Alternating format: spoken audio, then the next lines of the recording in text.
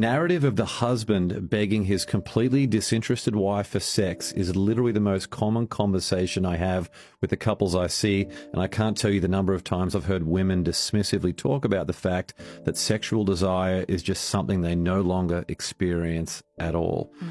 As a marriage therapist, how do you assist couples who have such strong but opposing needs? I really like to first normalize why I believe that is. I think we live in a society that teaches men that their only outlets for emotions are through anger and sex.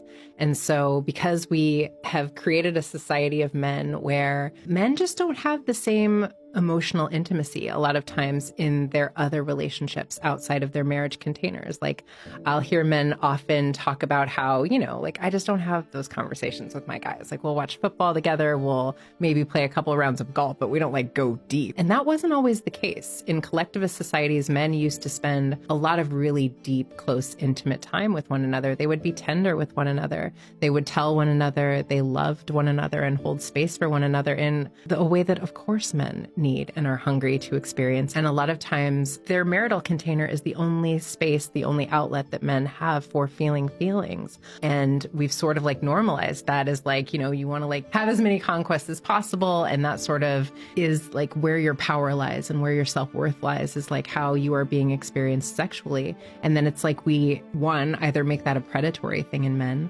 or we assume that will just like shut down once you get into a relationship, and that's just not real. But for core feminine women, they are aroused in the experience of being seen. And when I say being seen, it's not like, slap your behind, you're hot. It's like, actually, I see you, James. Like I see you as a person. I'm connected with the truth of who you are, and I reflect that back to you, which is why like women connect through like the deeper layers of intimacy. And you'll hear a lot of times if one of you's been out of town in a heteronormative dynamic, the man will be like, yes, I just like want you, right? The minute that his wife walks in the door and she's like, you gotta like give me a minute. You gotta like, we gotta connect. I gotta like feel safe and contained in your energy again. And that just doesn't happen. I'm not like right there with you. But because so often women feel that this sex is just like a place that you're sort of self-regulating. It's almost like any other thing that I might do to self-regulate or like stress release. Men start to use sex as a form of stress release a lot of times. And because a woman knows that's not actually about her,